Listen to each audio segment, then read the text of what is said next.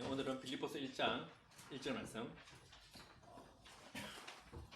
Who am I? 라는 말씀의 제목으로 말씀의 은혜를 함께 나누기 원합니다. 날씨가 너무 좋습니다. 우리 잠시 옆에 분을 잠시 얼굴을 바라봐 주시기 바랍니다. 웃음이 나죠? 놀랬다 막 이런 건 아니죠, 그죠? 자, 보면서 이렇게 한번 질문을 해봅시다. 옆에 사람 얼굴을 보면서 Who am I? 나는 누굽니까? Who are you? 당신은 누굽니까? 이런 질문을 받으면 어떤 생각이 듭니까? 아니 몰라서 나한테 그걸 묻는 건가요? 라는 이런 생각이 들 수 있습니다. Who am I? 나는 누구입니까? 라는 질문 속에는요 어떤 뜻이 담겨 있냐면은 What is my identity? 나의 정체성이 뭡니까? 나는 누구이며 이런 의미를 가지고 있습니다. 이 Who am I? 라는 질문 속에서는요 내가 저 사람과 다른 점은 무엇입니까? 내가 저 사람과 차이점은 어떤 것을 가지고 있습니까? 라는 의미일 수가 있습니다. 이런 차이점은 태어난 환경일 수도 있고요 자라온 환경일 수도 있습니다. 또 부모님으로부터 이어지는 정신적인 유산, 부모님의 가르침이죠, 그죠? 가정교육 이런 것도 있을 수도 있고요. 또 성장한 나라에 대한 역사의식, 그리고 속한 모임에 대한 소속감 이런 것들이 다 포함될 수 있습니다. 뿐만 아니라 Who am I? 혹은 Who are you? 라는 이 질문에는요 What is the meaning of my life? 라는 질문이 있기도 합니다. 내가 왜 살아가야 되지? 나는 어떻게 살아가야 되는가? 라는 이 질문입니다. 오늘날 많은 사람들이 그것이 아이이건 우리가 어른이건 상관없이요 나는 누구인가? 라는 이 질문 앞에 우리는 진지하게 고민해 볼 시간도 없이 시간에 밀려서 팍팍하게 우리는 살아가는 시대를 살아가고 있습니다. 이런 가운데 세상은 영혼 없는 위로를 우리에게 줍니다. 한 철학자가 이런 말을 했습니다. 나는 누구인가? Who am I? 라는 이 질문은 목소리에 목소리로 질문해야 되고 귀에 귀로 들어야 한다 라고 말했습니다. 이게 무슨 의미냐면은 내면 속의 깊은 곳에서 내가 누구인지 스스로 질문해야 되고 내면 속의 깊은 곳에서 나는 누구인가에 대해서 스스로 찾아내야 된다라는 의미입니다. 제가 이 설교를 준비하면서 한 10대 여자에게 이렇게 물었습니다. Who are you? 라고 제가 물었습니다. 넌 누구야? 라고 질문했는데 이 아이가 이렇게 대답합니다. I'm beautiful girl. 자기는 예쁘대요. 저는 이 아이를 통해서 좀 더 설교를 어떻게 하면 더 쉽게 할 수 있을까 싶어서 더 많은 질문을 하고 싶었습니다. 근데 이 대답을 듣는 순간 더 이상 질문하면 자기도 기분 나쁘고 나도 기분 나쁠 수 있겠다. 필로소퍼 소크라테스가 이런 말을 했어요. Know yourself. 네 자신을 알라.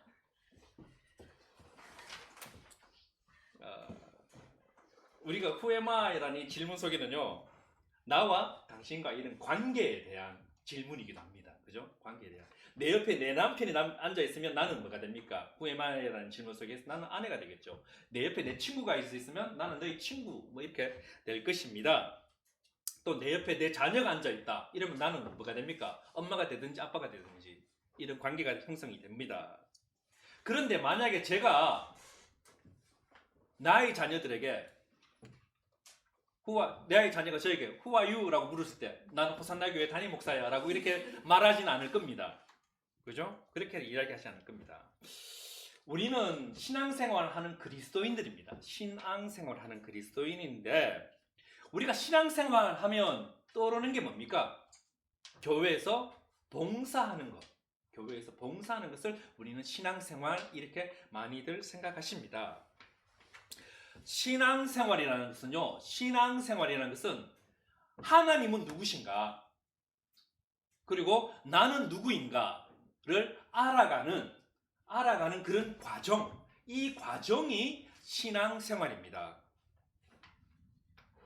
물론 신앙이 있어야 교회에서 헌신할 수 있는 것도 틀린 이야기는 아닙니다. 하지만 봉사를 한다고 신앙이 좋다 나쁘다를 우리는 이렇게 가늠할 수가 없습니다. 그걸로 가늠하시면 안 된다는 것입니다.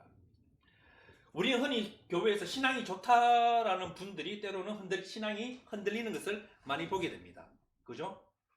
또는 어릴 때, 어떤 때는 이런 분들이 또 교회를 떠나기도 합니다. 하나님을 떠난다는 말이죠. 하나님을 떠나기도 합니다. 왜 이런 일이 일어나는가에 대해서 우리는 생각해 봐야 됩니다. 그것은요, 내가 누군지 모르기 때문입니다.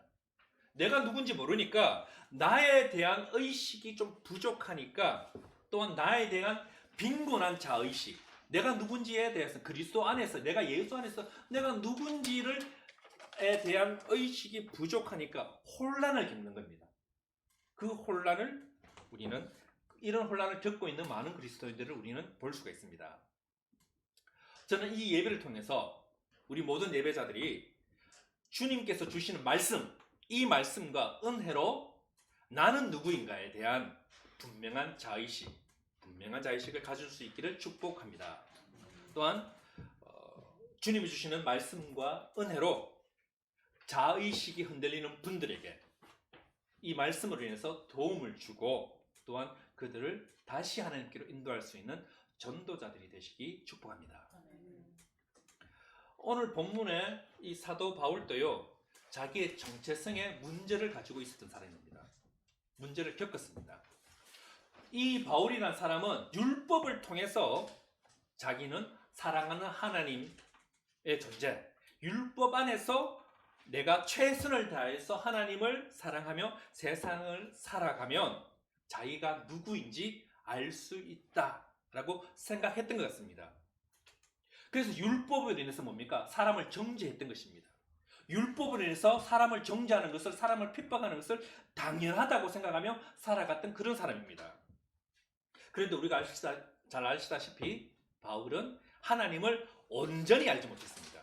부족한 자의식을 가지고 있었던 거죠. 그가 하나님을 알긴 알았습니다. 알긴 알았지만 어디까지 아는 겁니까? 문자 속의 하나님만, 이 글자 속의 하나님만 알았던 것입니다. 바울이요, 하나님을 온전하게 알게 된 것은 다메섹으로 가던 그 도중에 예수님을 만나면서 그때부터 자기가 누구인지 분명하게 알게 되었다는 것입니다. 사도행전 9장 3절에서 5절 말씀을 보도록 하겠습니다. 주보를 참조해 주십시오. 사도행전 9장 3절에서 5절 말씀입니다. 함께 읽어보도록 하겠습니다. 3절부터 자 시작. 사울이 길을 가다가 다메섹에 가까이 이르더니 호련히 하늘로부터 빛이 그를 둘러 비추는지라 땅에 엎드려져 들으매 소리가 있어 이르되 사울아 사울아 네가 어찌하여 나를 박해하느냐 하시거늘 대답하되 주여 누구시니까 이르시되 나는 네가 박해하는 예수라. 자, 5절에서 사도 바울이 묻습니다.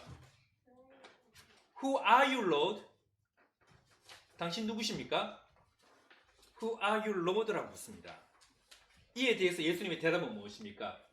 네가 박해하는 예수다 라고 이렇게 대답하십니다. 자, 다메섹으로 가는 길에서 예수님을 만난 바울은 자기가 누구인지 정확하게 알게 되었다는 것입니다. 자, 제가 설명해 드릴게요. 바울은 자기가 의롭게 살아간다고 생각했습니다. 누구 안에서? 하나님 안에서 자기는 의롭게 살아간다라고 생각했습니다. 바울은요, 하나님 안에서 자기는 제대로 된 신앙생활을 하면서 살아간다라고 생각했던 겁니다. 자기 혼자는. 그래서 스스로의 판단을 믿었습니다. 내가 생각하기에 저 사람은 핍박받아야 돼. 내가 생각하기에 저 사람은 감옥 가야 돼. 라고 정죄하고 핍박하고 감옥에 보내고 사람 죽이는 것을 동의하는 것을 그대로 받아들인 것입니다. 왜요? 내가 가지고 있는 그 믿음 안에서, 하나님에 대한 지식 안에서 그게 맞다고 생각했기 때문입니다. 자기 같은 부류들만 신앙생활을 하는 사람, 나와 같은 신앙생활을 하지 않는 모든 사람들은 핍박해야 되고 비난받아야 된다라고 생각했던 게 바로 바울이었습니다. 하지만 오늘 이 다메섹으로 가는 길에서 바울이 예수님을 만났습니다. 그래서 묻습니다. Who are you, Lord? 당신은 누구십니까? 이 말은 Who am I? 저는 누구인가요? 라는 질문입니다. 그에 대한 예수님의 답변은 뭐라고요? 너는 박해자야. 이게 바울의 아이덴티티, 바울의 정체성이었습니다. 너는 핍박자라는 말입니다. 요즘 말로 하면 무엇입니까? 너는 핍박자야. 이 말을 21세기로 바꾸면요. 너는 내가 상관없는 것과 내가 원하는 것과 상관없이 하나님이 원하는 것과 상관없이 신앙생활을 하는 자라는 뜻입니다. 너는 네가 스스로 믿는 신앙생활을 하는 자라는 뜻입니다. 이때 바울은 진정한 자기를 발견한 겁니다. 예수님을 만난 이후에 자신의 신분이 나는 신앙생활을 한다고 생각했는데 알고 보니까 나는 핍박자였다라는 것을 알게 된 바울은 본문에서 오늘 우리가 읽었던 빌립보서 1장 1절에서 자신이 누구인지에 대한 답을 분명하게 말하고 있습니다. 오늘 본문 1절 말씀을 우리가 다시 한번 읽어볼게요. 본문 1절 말씀을 다시 한번 읽어보겠습니다. 자, 시작. 그리스도 예수의 종 바울과 디모데는 그리스도 예수 안에서 빌립보에 사는 모든 성도와 또한 감독들과 집사들에게 편지하노니 나는 그리스도 예수의 종이라고 말합니다. 바울은 이 성경을 학자에 따라 다릅니다. 13편 썼다, 14편 썼다. 왜 13편이냐면 13편은 바울이 저자임을 자기가 직접 밝히거든요. 근데 왜 14편이냐면 이 히브리서의 저자는 누군지 모릅니다. 그러니까 많은 학자들이, 한 대부분의 한 7, 80%의 학자들이 히브리서는 바울이 이렇게 기록했을 것이다 라고 추측합니다. 근데 본인이 직접 안 밝혀서 모릅니다. 자료가 부족해서. 그래서 나머지 또 20, 30%의 학자들은 아니다, 또 다른 저자일 것이다 라고 합니다. 여하튼 바울은요, 자기가 편지를 쓸 때에 항상 자기가 사도된 바울은, 그리스도 예수의 사도된 나 바울은 이렇게 시작합니다.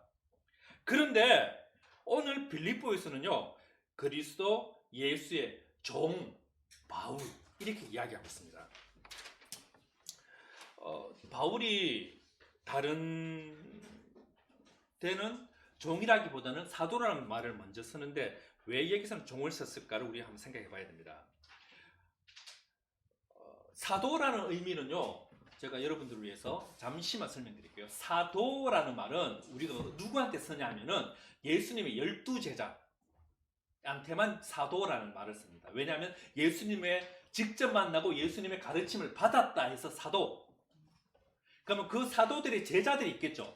12제자의 제자들이 또 있겠죠. 그 사람들을 교회에서는 뭐라 그러냐면 속사도라고 부르고, 여러분 교부 이런 말 많이 들어보셨죠? 교회단에 교부는 누구냐면 속사도의 제자들부터 그냥 계속 이제 교부 이런 말을 씁니다.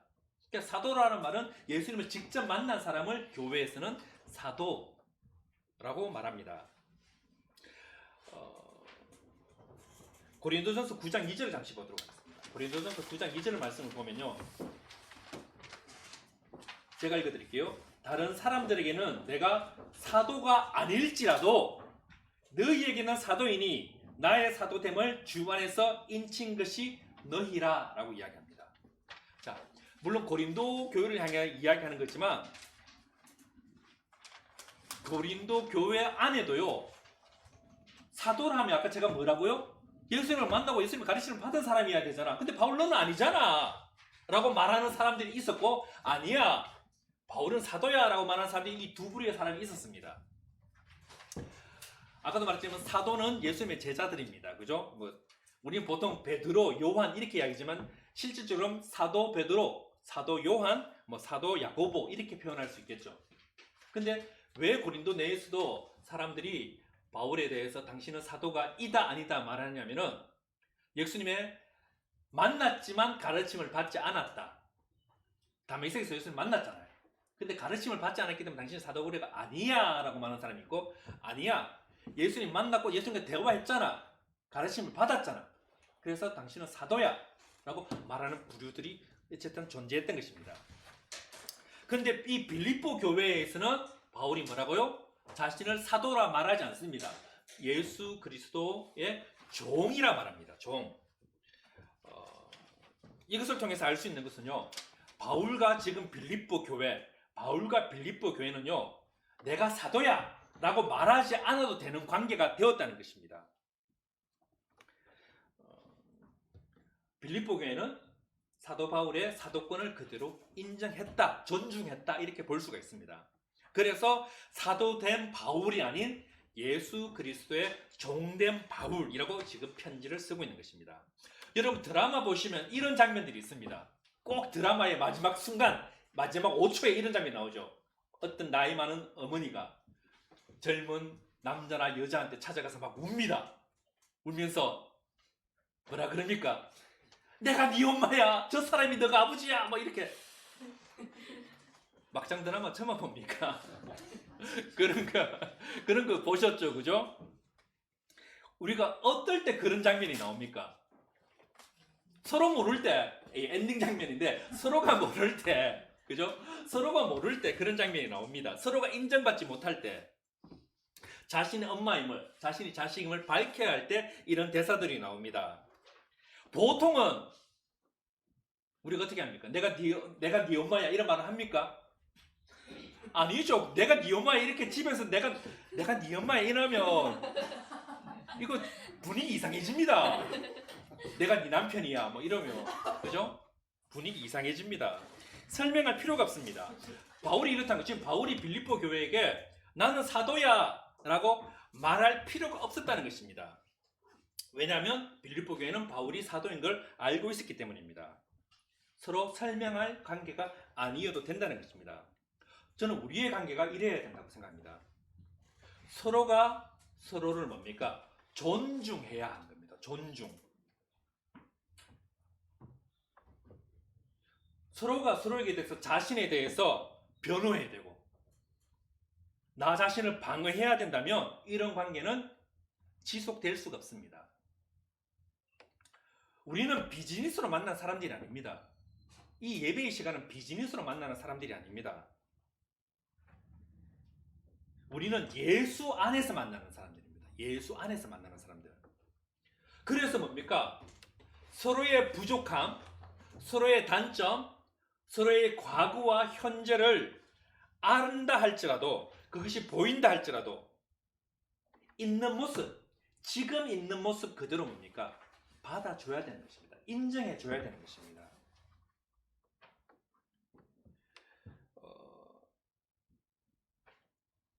바울은 그리스도의 종이라고 소개합니다.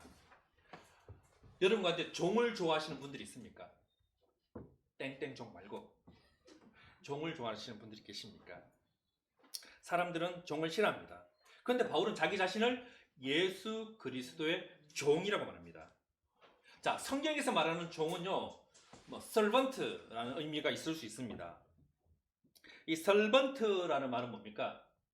내가 서비스해주는 사람, 섬기는 사람, 이런 뜻입니다. 그런데 빌립보서 1장 1절에 그리스도 예수의 종할 때 이 종의 헬라어 원문, 그렇게 이 제일 첫 기록, 그렇게 바울이 썼던 그 헬라어 원문에는 어떻게 되어 있냐면요, 둘로스로 되어 있습니다. 둘로스. 이 둘로스라는 말은 뭐냐면요, servant가 아니라 slave에 가까운 단어입니다. slave. 어감 차이를 아시겠습니까? servant와 slave의 어감 차이를. servant는 그냥 서비스 해주는 사람, slave는 뭡니까? 완전 노예. 이 빌립보서 1장 1절을요, 원문에 더 가깝게 해석을 하면 이렇게 됩니다. 그리스도 예수의 노예된 바울과 디모데는 하면서 이렇게 시작하는 겁니다. 노예된. 노예라는 게 뭡니까? 노예. 내 것이 없는 사람입니다. 내게 없는 것. 몸뚱아리마저도 뭡니까? 누구 겁니까? 주인의 겁니다. 내 몸을 통해서 태어난 자식들도 누구 것입니까?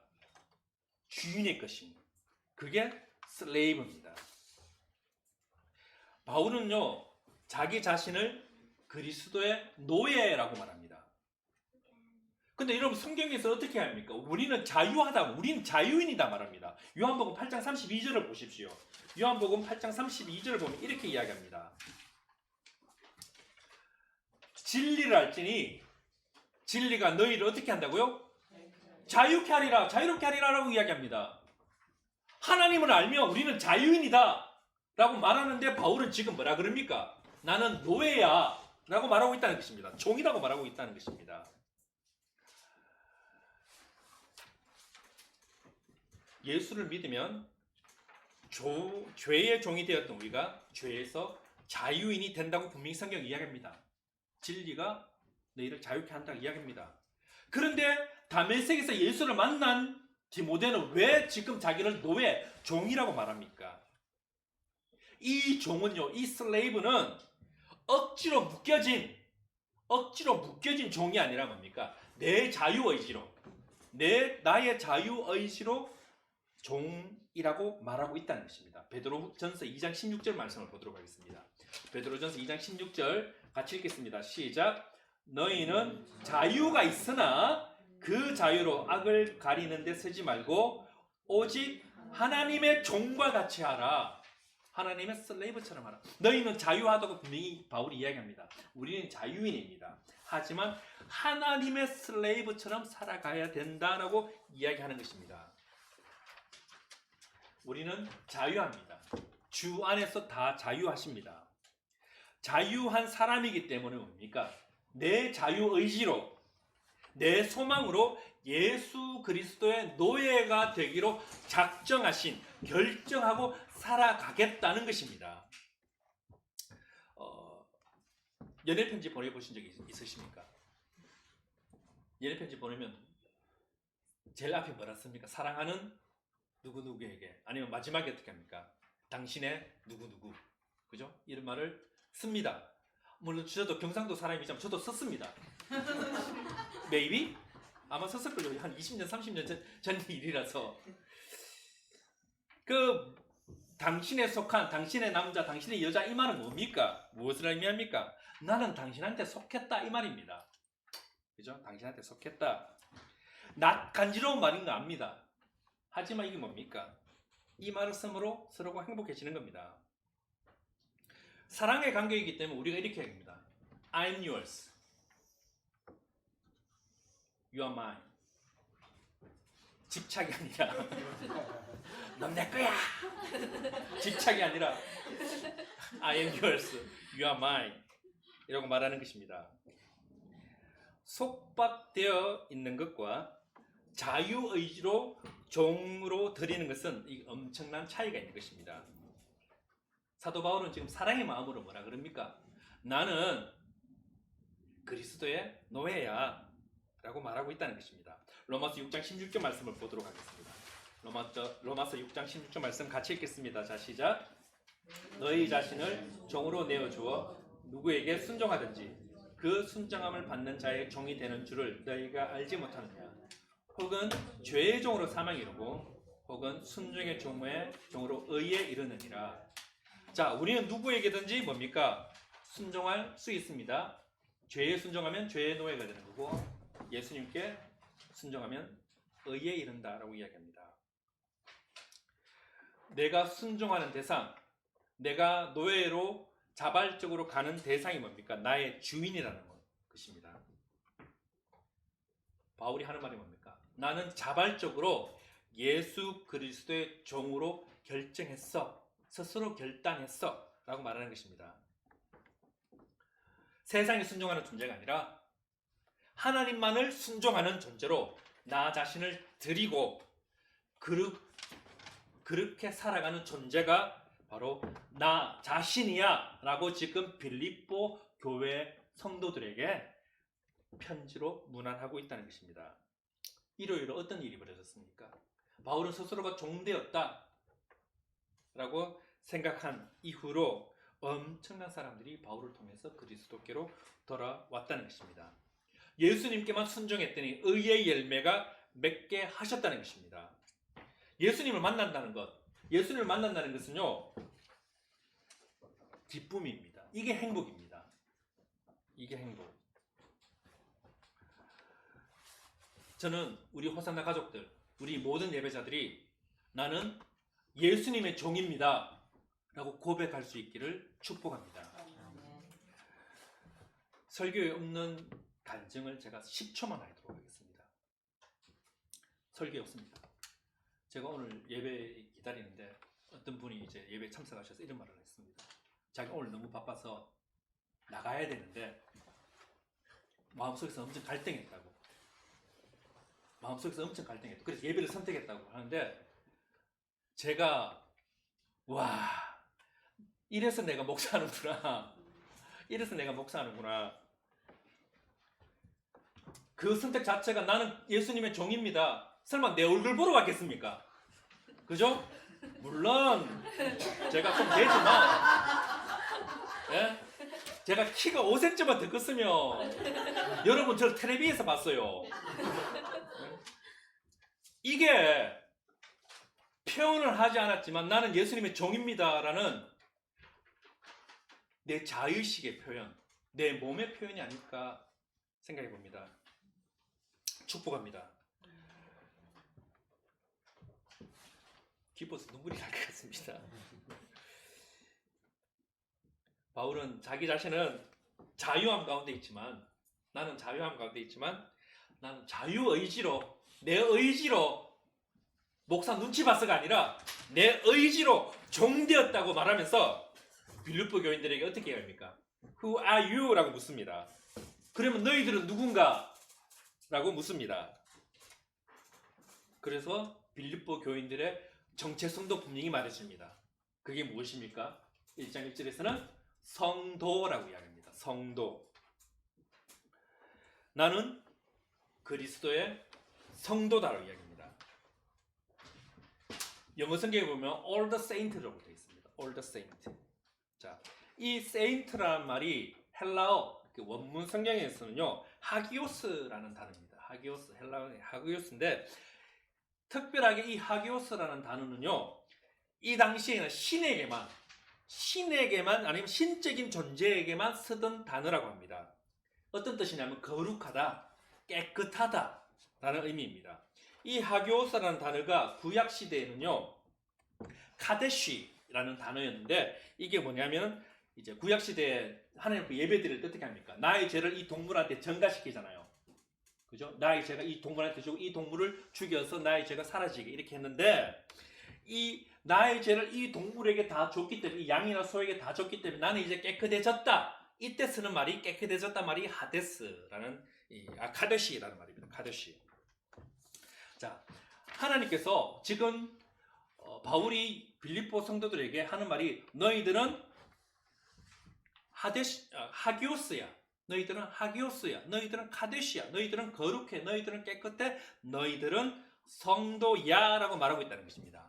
자, 우리말로 성도라 하면 우리는 뭐 듣기가 그렇게 거부가지 않습니다. 제가 우리 교회에서는 많은 성도님들을 성도라고 부릅니다. 성도님 이렇게 부르는데 근데 이게 성도가요 영어 성경에서는 saint입니다. saint. 만약에 여러분이 저보고 세인트 황 목사님 이렇게 이야기하면 되게 어색하죠. 뭐야 이단 아니야? 막 이렇게 생각할 만큼 그죠? 근데 왜 우리가 이런 생각을 하냐면 성 요셉 우리 받아들이는 거 전혀 문제가 안 됩니다. 뭐 성 마틴 그 동네에 보면 그런 세인트 무슨 처치 이런 게 되게 많잖아요. 그죠? 근데 아까도 말했지만 세인트 건이 이렇게 얘기하면 부담이 됩니다. 뭔가 이상합니다. 왜 그렇습니까? 이 세인트라는 단어를 우리 기독교보다는 가톨릭에서 더 많이 쓰기 때문입니다. 세인트라는 단어를.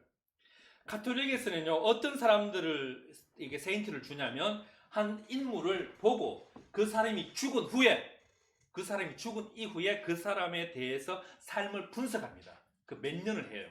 그게 규정상 몇 년을 하고 그 사람이 어떤 삶을 살았는지 어떤 레pu테이션을 가지고 있는지를 보고 이 사람의 세인트라는 호칭을 줄만한지 아닌지를 평가를 합니다. 그리고 평가에 통과한 사람을 세인트라고 이야기합니다. 그런데 이거는 틀린 겁니다. 확실하게 틀린 겁니다. 성경은 분명하게 뭐라 그러고 있습니까? 바울이 빌립보에 살아있는 성도들에게, 죽은 성도들에게 편지 쓰지 못하겠죠, 그죠? 당연히 살아있는 성도들에게 하는 말이 뭡니까? All the saints라고 이야기합니다. 너희들은 다 성이야, 성자야 라고 이야기합니다. 빌립보 사람들의 생활을 조사하지 않았습니다. 그들의 뒷배경을 조사하지 않았습니다. 그들이 선한지 악한지 분석하지 않았습니다. 예수 그리스도 안에 있으니까, 예수 그리스도를 믿는 믿음에 있으니까 너희들은 all the saint야, 너희들은 성도야 라고 이야기하고 있다는 것입니다. 예수를 따르는 모든 사람들, 예수를 따르는 모든 사람들에게 성경은 뭐라 그런다고요? all the saint라고 이야기한다는 겁니다. 여러분 전체성이 누구예요?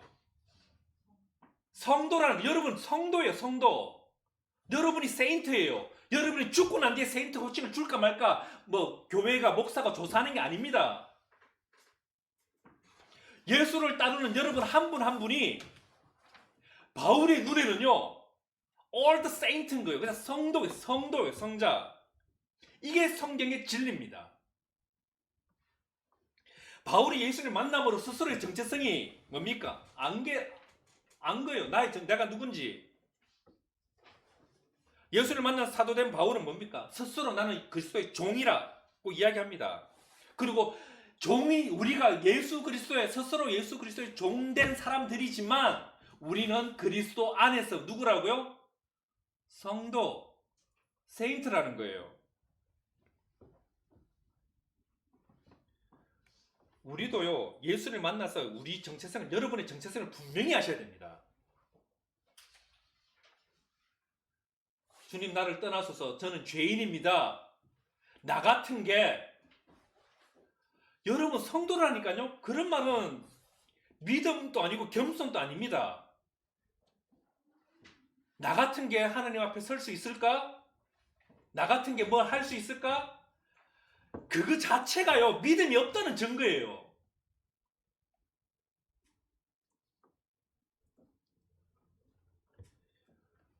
이 어린 아이들도 성도입니다. 바울이 나이 따라서 성도이고 아니고 정하지 않았습니다. 모세는 자기가 누군지 몰랐습니다. 나는 애굽의 왕자다, 그런 정체성만 가지고 있었어요. 그래서 내가 사람 하나 죽이는 건 괜찮겠지, 사람을 죽였습니다. 하지만 그는 진정한 자기가 누군지 몰랐던 겁니다. 80살에야 하나님을 만나니까 내가 이제 누구인가 알게 된 것입니다. 삭개오라는 인물을 보십시오. 자기의 정체성은 돈인 줄 알았습니다. 부자가 되는 줄 알았습니다. 그런데 뽕나무 위에서 예수님을 만나니까 내가 누군지 알게 된 것입니다. 그리고 이제 내가 어떻게 살아야 되는지 알게 되는 것입니다. 갈릴리 호수에서 그저 물고기나 잡으면서 물고기 많이 잡으면 성공인 줄 알고 그렇게 살아갔던 이 어부들에게 예수님을 만난 겁니다. 내가 누군지 이제 알게 된 거예요. 그리고 자기 자신을 예수 그리스도의 종으로 온전히 드리게 된 것입니다. 예수님을 만나셔야 됩니다. 그래야 내가 누군지 알아요. 예수님을 만나야 내가 이 땅 가운데 왜 살아가야 되는지, 어떻게 살아가야 되는지 알게 되는 겁니다. 하나님의 임재 연습이라는 책이 있습니다. The Practice of the Presence of God이라는 하나님의 임재 연습, 아마 많은 분들이 읽어봤을 것입니다. 로렌스 형제, 브라더 로렌스라는 분이 이 책을 썼습니다. 이분은요, 로렌스라는 분은 17세기 사람입니다. 1600 몇 년도에 프랑스의 사람인데, 프랑스의 한 수도원에서 이게 음식을 담당하는 사람이었습니다. 음식을. 이분이 프랑스 수도원에 왜 들어갔냐면요, 수도사가 되기 위해서, 앞으로 신부가 되고 뭐 잘하면 추기경도 올라가고 싶어서 수도원에 들어간 겁니다. 그런데 수도원에 들어갔는데 그 수도원에서 이분한테 맡겨진 일은 뭐냐면요, 음식 만드는 거였습니다. 음식 만드는 거. 그 수도원에 100여 명이 함께 공부했다고 합니다. 그 100여 명의 식사를 이분이 준비하는 겁니다. 만드는 것입니다. 음식을 만들기 위해서 장을 보러 가야 했고요, 아궁이에 불을 지피기 위해서 나무를 가져오기도 했어야 합니다.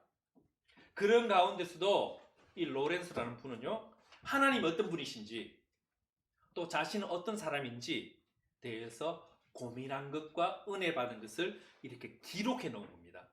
쭉 기록해 놓은 건데, 그의 기록을요, 그가 살아있는 당시에는 아무도 관심도 안 가졌습니다. 왜요? 주방에서 일했기 때문에. 근데 그가 죽고 난 뒤에 그 당시 그 수도원의 원장이 로렌스의 글을 보고는 이 글을 프랑스의 추기경에게 보내야겠다. 그래 프랑스 추기경에 그 글을 보냅니다. 그 추기경이 그 글을 읽고 이건 책으로 만들어서 사람들에게 읽게 만들어야겠다. 그래서 책으로 펴낸 것이 하나님의 임재 연습이라는 책으로 이렇게 출판하게 되었습니다. 수도사가 되고 신부가 되고 파더가 되고 수도 원장이 되고 싶었겠지만 로렌스는 그에게 맡겨진 일을 원망 없이 그 자리를 지켜오고 있었습니다. 다른 수도사들이 음식이 짜다 싱겁다 말할 때도 그는요 그 삶 속에서도 하나님의 임재를 연습하고 있었다는 것입니다. 로렌스라는 사람이요 21살에 다리를 다칩니다. 그래서 장애를 가지게 됩니다. 큰 장애를. 잘 걷지 못합니다. 걷는 것도 힘들었지만 그는 다른 수도사들을 위해서 장보러 내려갔어야 했고요. 중세시대 수도사가 뭐 도시에 있겠습니까? 다 산중턱이나 절벽 끝에 있는데 그 장보러 맨날 왔다 갔다 그 다리, 불편한 다리를 가지고 그 불편한 다리를 가지고 나무를 날랐어야 했습니다. 그럼에도 그는 자기에게 주어진 일을 피하지 않고 늘 지켜왔습니다. 다른 수도사들이 이렇게 묻습니다. 야, 너는 수도사가 되기 위해서 공부하러 와서 공부도 안 하고 기도해야 될 시간에 기도도 잘 안 하고 너는 나중에 수도사 안 될 거야? 이건 엄청난 정체성의 문제 아닙니까? 이 질문에 로렌스가 자리를 박차고 자기도 공부하고 싶은 거 공부하면서 미래를 위해서 준비해 나갈 수 있었겠지만 그럼에도 불구하고 자신에게 주어진 이 주방 일을 하면서 하나님의 임재 연습을 했다는 것입니다. 로렌스라는 사람은요 수도사로서의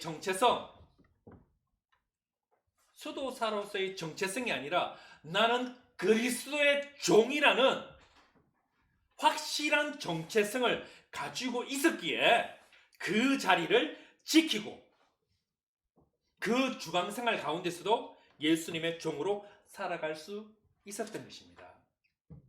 말씀을 맺도록 하겠습니다. 요한복음 1장 12절 말씀을 보도록 하겠습니다.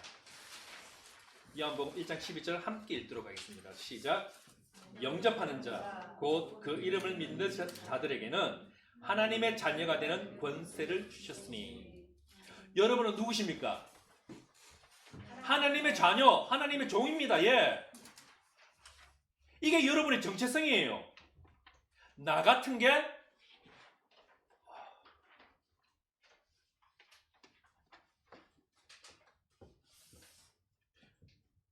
Who am I? 여러분 스스로에게 질문하십시오. Who am I? 라는 질문에 여러분은 무엇이나 대답하실 것입니까? 오늘 함께 살펴본 말씀을 통해서 우리 스스로 자신의 정체성을 분명히 알아야 됩니다. 분명히. 다메섹에서 예수님은 바울을 직접 만나 주셨습니다. 그리고 바울이 가지고 있었던 나는 누구인가에 대한 답을 바꾸어 주었습니다.